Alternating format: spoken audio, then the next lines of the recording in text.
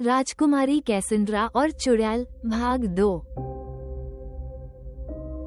समय के साथ एथेलग्रेट ने राजकुमारी कैसेंड्रा का विश्वास जीत लिया, इस हद तक कि वो एथेलग्रेट को अपना दोस्त मानने लगी।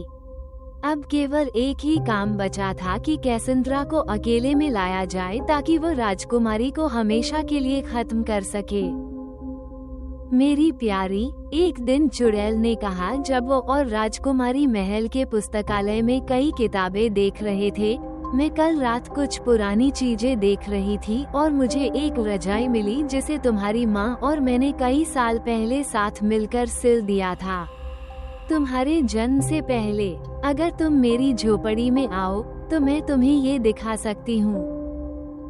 मुझे इसे देखना अच्छा लगेगा, राजकुमारी कैसेंड्रा ने कहा। लेकिन उसने अपने कंधे के ऊपर से अपने शाही रक्षकों की ओर घबराहट से देखा जो लाइब्रेरी के प्रवेश द्वार के पास खड़े थे। उन्होंने मुझे जाने नहीं दिया। एथेलग्रेट मुस्कुराई। उन्हें जानने की जरूरत नहीं है।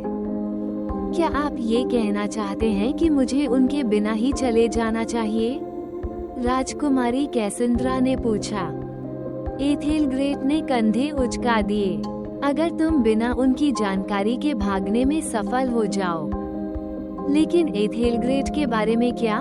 वे कहते हैं कि वही कारण है कि मुझे हमेशा अपने साथ शाही रक्षक रखने की जरूरत है।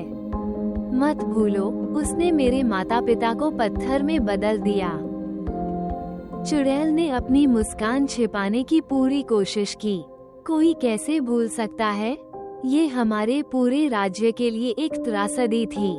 लेकिन मेरी प्यारी, एथेलग्रेट को सालों से नहीं देखा गया है। और इसके अलावा तुम मेरे साथ रहोगी।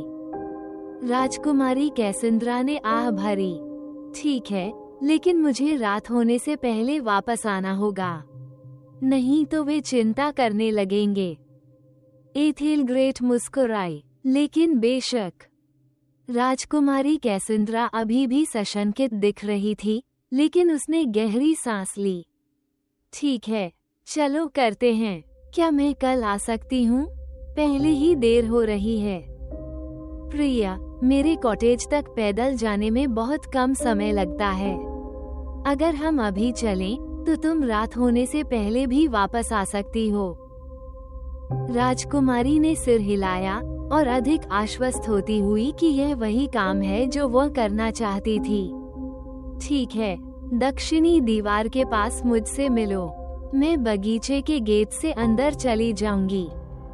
एथेलग्रेट मुस्कुराई। बहुत बढ़िया। भाग 2 का अंत। भाग 3 के लिए हमारे चैनल पर जाएं और ऐसी ही और कहानियों के लिए लाइक और SUBSCREBE करना न भूलें। देखने के लिए धन्यवाद।